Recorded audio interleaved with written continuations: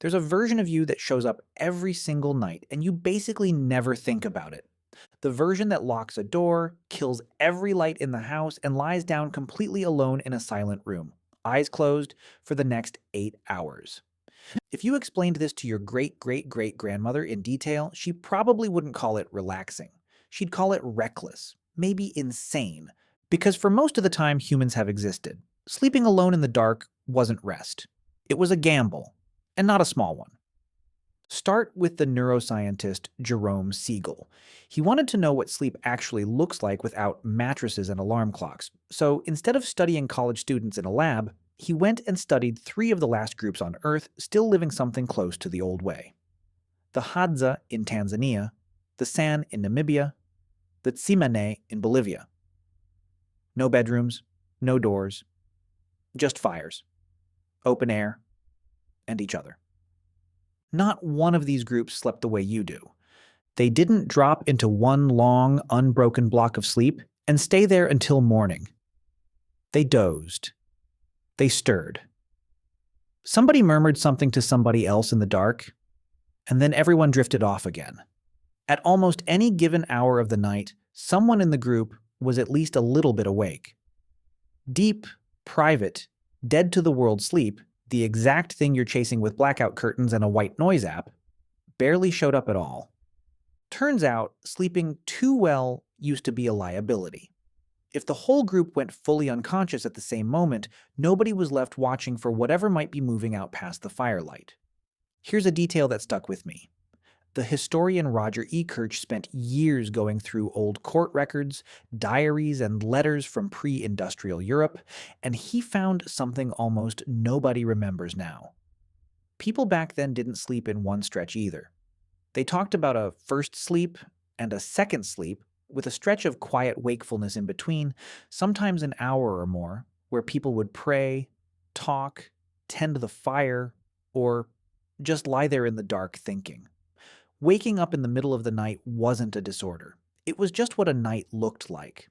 We didn't drift into consolidated, unbroken sleep because it's what human bodies naturally want. We got there because cheap, reliable, artificial light showed up and rearranged the whole schedule.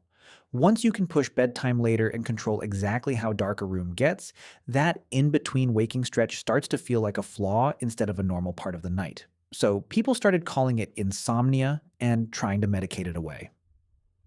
Somewhere in all of this, we also stopped sleeping near each other. We built walls between ourselves and the rest of the group, then added a locked door for good measure, then decided that a full night of silent, solitary unconsciousness was the healthiest possible way to spend a third of your life. The anthropologist Carol Worthman has spent a big chunk of her career looking at how differently sleep works across cultures. And one thing she keeps coming back to is this: in most of the world, for most of history, sleep was never something you did by yourself. Kids slept pressed against a parent. Adults piled together for warmth and, honestly, for safety in numbers. A single person, alone, fully unconscious, sealed off behind a door, that wouldn't have looked peaceful. It would have looked like a bad idea. The private bedroom you take completely for granted is a genuinely recent invention. Maybe a few hundred years old and mostly a thing wealthier households did first before it trickled down to everyone else. Set that against roughly 300,000 years of humans existing, and it barely registers as a blip. Stretch the whole span of human history into a single calendar year, and the private bedroom shows up sometime around 1158 on December 31st. So here's a fair question.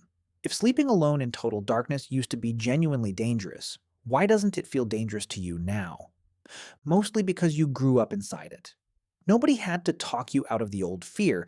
You never picked it up in the first place. Your great-great-great-grandmother might have needed the fire and the crowd and a half-awake relative nearby just to feel safe enough to close her eyes. You just need the door locked and maybe a fan running. But some of that older wiring is still rattling around under the surface, whether you notice it or not. Ever notice how a completely silent house feels less peaceful than one with a little background noise? A fan, a show playing low, anything? For a lot of people, total silence at night doesn't register as calm. It registers as watchfulness, like something's missing that should be there. For a very long time, silence at night meant nobody else was around, and nobody else being around wasn't a good sign. Light works the same way, just in reverse. Before electricity, sundown meant your odds got worse across the board. Vision drops, the predators that hunt in the dark get the advantage, and the smart move was to stay close to the fire and close to other people. Some version of that old alarm is still running in you. It's just that instead of a fire, you've got a phone 6 inches from your face at midnight, quietly telling your brain the sun hasn't really set yet. Then you lie there wondering why you can't fall asleep, when you basically told your own body it's still daytime. Even the way modern parents handle bedtime hints at how recent and how fragile the solo sleeping arrangement actually is. In much of Japan, co-sleeping with young children well past infancy is completely ordinary, not a sign of anything gone wrong. Across large parts of Latin America and Africa, a solo crib in its own room is the unusual choice, not the default one. The version of childhood sleep that looks normal from where you're sitting is really just one regional habit among many, dressed up as a universal rule. Here's the part I actually find kind of funny. We built the private bedroom because we finally could. Strong enough walls, safe enough streets, locks that actually work, and we've spent generations treating that as an upgrade.